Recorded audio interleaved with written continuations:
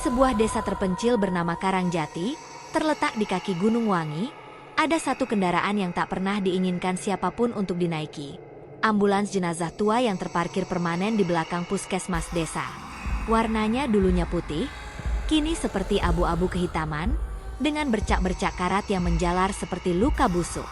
Catnya terkelupas, lampunya retak, dan plat nomor belakangnya hampir tidak terbaca karena tertutup lumut. Warga menyebutnya ambulans terakhir. Tak ada yang tahu pasti sejak kapan kendaraan itu ada. Generasi tua berkata, ambulans itu sudah digunakan sejak zaman Orde Baru. Awalnya normal, mengantar pasien dan jenazah. Tapi sejak satu peristiwa tragis 20 tahun lalu, mobil itu berubah menjadi semacam peti mati berjalan yang haus penumpang. Konon, siapapun yang menjadi sopir terakhir ambulans itu akan dihantui oleh arwah penumpang-penumpang sebelumnya. Bahkan ada yang percaya, mobil itu tidak hanya mengantar ke kuburan, tapi juga menjemput jiwa-jiwa baru untuk ikut di dalamnya. Peristiwa yang terlupakan. 20 tahun lalu, sebuah keluarga mengalami kecelakaan maut di jalan menurun desa Karangjati. Mobil mereka jatuh ke jurang dan meledak. Tubuh-tubuh hangus mereka diangkut menggunakan ambulans itu. Suami, istri, dan anak perempuan mereka yang masih berusia 5 tahun. Namun ada satu hal aneh. Saat peti jenazah tiba di rumah duka, peti milik si anak terbuka dan kosong. Petugas medis bersikukuh bahwa jenazah si anak sudah dimasukkan ke dalam peti. Tapi semua saksi mengatakan, dari ambulans turun hanya 2 peti. Dan sopir yang mengantar, Pak Sarman, ditemukan seminggu kemudian tergantung di dalam ambulans, dengan wajah yang membiru dan mulut yang masih berbisik, anaknya belum mau turun. Sejak itu, mobil itu tak pernah lagi digunakan kecuali dalam keadaan darurat. Namun siapapun yang memaksakan diri menggunakannya, selalu mengalami hal aneh. Ada yang melihat penumpang tambahan duduk di samping peti, ada yang mendengar suara anak kecil tertawa dari dalam bagasi, bahkan ada yang hilang dan tak kembali. Mitos yang jadi nyata. Mbah Sulami, dukun tua desa itu, pernah memperingatkan. Ambulans itu bukan cuma kendaraan. Ia wadah. Ia ingat siapa yang ditolaknya. Anak kecil itu belum tenang. Dan setiap malam Jumat Kliwon, ambulans itu mencari penumpang baru agar ia bisa lengkap kembali. Tak ada yang berani dekat-dekat ambulans itu saat malam turun. Anak-anak dilarang bermain di sekitar puskesmas. Bahkan kepala desa pernah meminta ambulans itu dikirim ke bengkel kota untuk dimusnahkan.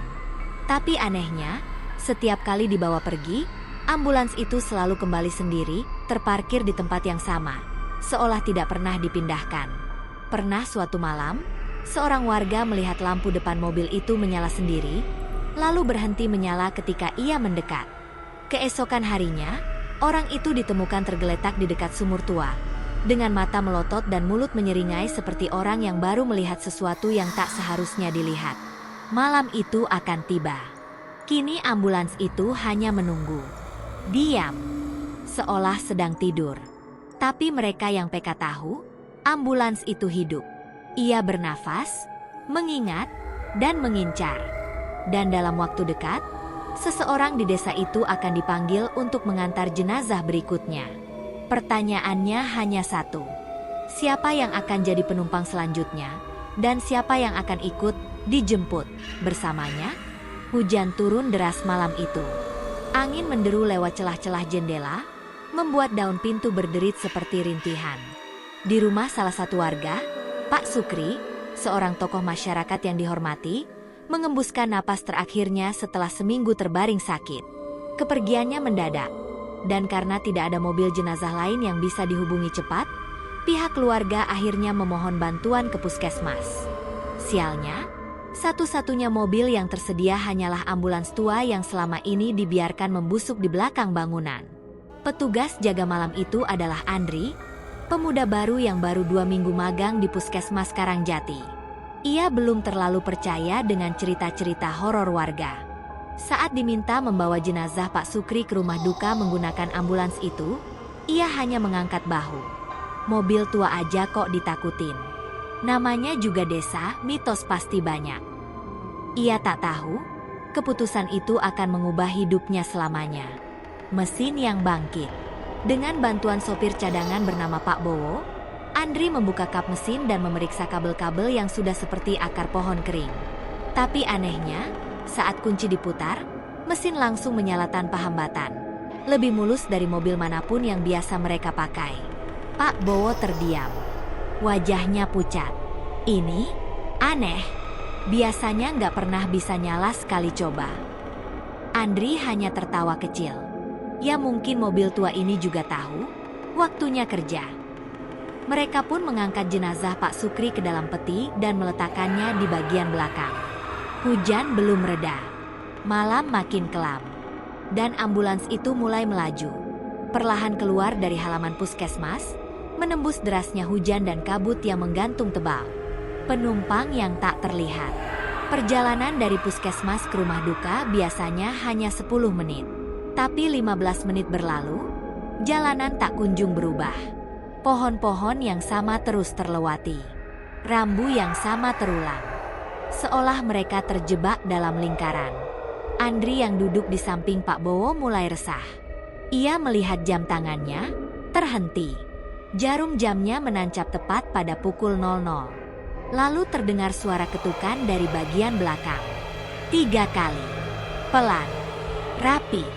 Seperti seseorang ingin keluar dari peti. Pak Bowo menghentikan mobil.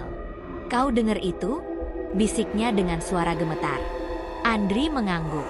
Mereka berdua menoleh ke belakang. Kabin belakang gelap, tapi samar terlihat bayangan perempuan duduk di samping peti. Rambutnya panjang terurai, mengenakan daster putih basah, dan menggendong sesuatu seperti boneka. Tapi saat Andri menyalakan senter, bayangan itu menghilang. Hanya ada peti, utuh. Dan embun berbentuk tangan kecil menempel di kaca belakang. Perjalanan yang tak pernah sampai. Mereka melanjutkan perjalanan. Tapi kali ini, semua jadi lebih ganjil. Musik radio tiba-tiba menyala sendiri, meski tombol off belum disentuh. Suaranya bukan musik, melainkan suara anak kecil menyanyi lagu Nina Bobo. Nina Bobo, oh Nina Bobo. Kalau tidak Bobo digendong ambulans. Tiba-tiba mesin mati. Lampu padam. Semua gelap. Dan dalam gelap itu, Andri mencium bau anyir yang sangat kuat. Bau darah. Dan sesuatu menyentuh lehernya dari belakang. Ia berbalik, tak ada siapapun. Tapi ia tahu mereka tidak sendiri. Pak Bowo berdoa keras-keras. Mulutnya komat kamit membaca ayat. Tapi tubuhnya mulai bergetar. Matanya menatap kaca depan yang mulai berembun, dan dari sana sebuah wajah menempel dari luar kaca, pucat, penuh luka bakar, dan matanya tak punya bola mata. Lalu, tut! Klakson ambulans menyala sendiri. Panjang, menyeramkan, membelah keheningan malam. Dan ketika semua tiba-tiba kembali terang, mereka sadar ambulans sudah terparkir di depan rumah duka. Tapi, jam di dashboard masih menunjukkan pukul 00.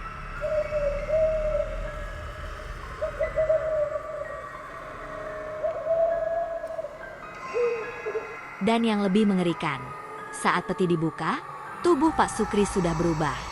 Tangannya kaku terangkat ke atas, seperti mencoba melindungi diri. Matanya terbuka, menatap kosong dengan wajah ketakutan. Padahal sebelumnya ia sudah dimandikan dan disyalatkan dalam keadaan damai. Di dalam peti juga ditemukan sebuah boneka kecil yang basah dan berlumut, padahal tidak pernah dimasukkan. Andri menatap boneka itu, lalu menoleh ke ambulans. Dan di spion samping, ia melihat seorang anak perempuan duduk di kursi belakang. Menatapnya sambil tersenyum. Sejak malam penjemputan jenazah Pak Sukri, hidup Andri tak pernah lagi normal. Ia tak bisa tidur lebih dari 1 jam setiap malam. Dalam setiap tidurnya, mimpi buruk datang silih berganti. Selalu sama. Ia duduk di dalam ambulans tua itu, mengantar jenazah, dan setiap kali menoleh ke kursi belakang, ada seorang anak kecil duduk sambil memeluk boneka, menatapnya dengan mata hitam legam tanpa bola mata. Pagi harinya, ia selalu terbangun dengan bau anyir di baju. Dan lebih buruk lagi, ia mulai mendengar suara kecil dari lemari kamarnya. saat lewat tengah malam. "Om, aku belum sampai rumah." Boneka itu muncul. 3 hari setelah kejadian itu, Andri memutuskan untuk cuti dari puskesmas dan kembali ke rumah orang tuanya di desa tetangga. Ia mengira semua akan tenang setelah menjauh dari ambulans itu. Tapi ketenangan hanya bertahan sehari. Malam kedua, saat sedang membereskan tasnya, ia menemukan sebuah boneka kecil basah di antara baju-bajunya.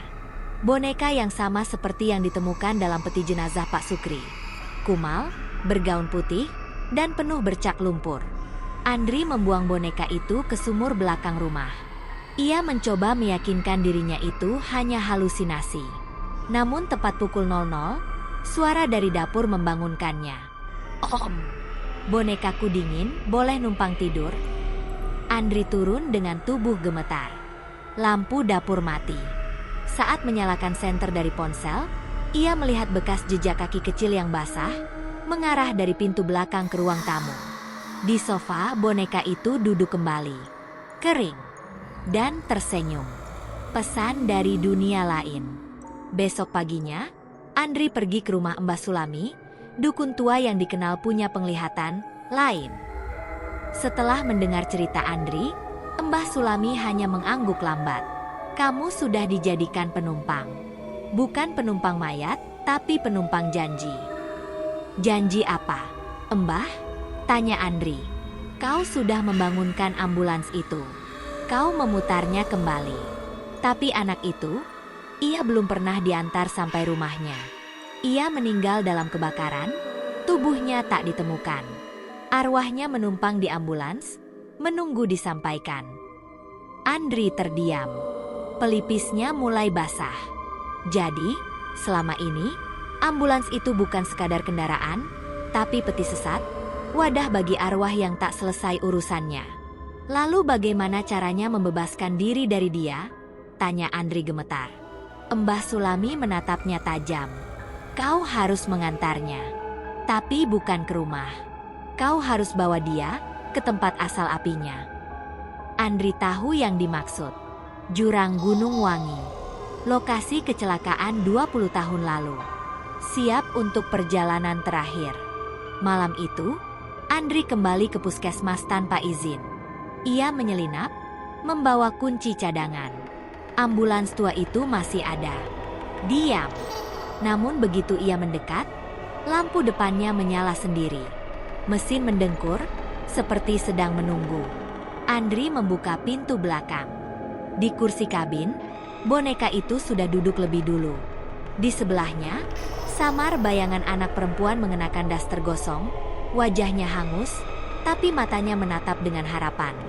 Ia menatap Andri seolah berkata, "Ayo, antar aku pulang." Dengan tangan gemetar, Andri masuk ke dalam mobil. Mesin langsung menyala, dan perjalanan menuju Gunung Wangi pun dimulai. Malam gelap menggulung langit Karangjati saat ambulans itu kembali hidup. Meluncur perlahan dari halaman puskesmas menuju Gunung Wangi. Hujan turun gerimis, kabut menggantung rendah, dan jalanan tampak lebih sunyi daripada biasanya. Seolah dunia ikut menahan napas. Andri menggenggam erat kemudi, telapak tangannya basah bukan karena hujan, tapi karena rasa takut yang merayap di pori-porinya.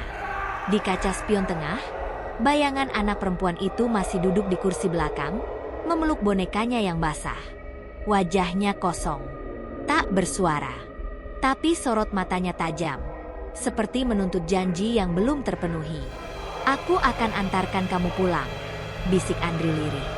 Namun ketika mobil mulai menanjak ke arah jalan tua menuju jurang Gunung Wangi, radio mobil tiba-tiba menyala, meski Andri tidak menekannya. Dari speaker terdengar suara rekaman kabur, bercampur gangguan statis.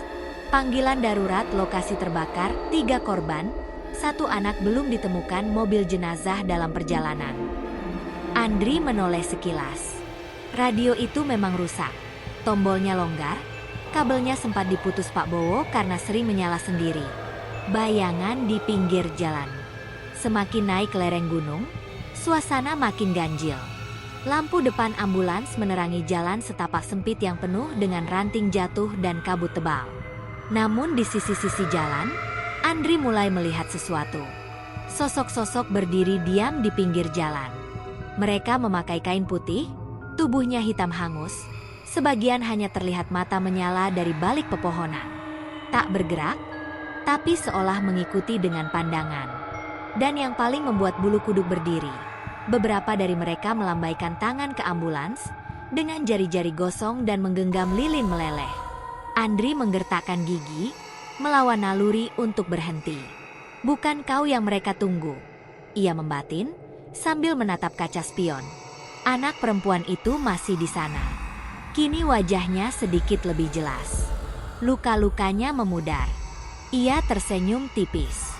Dan untuk pertama kalinya, ia berkata, "Terima kasih, Om, sudah berani."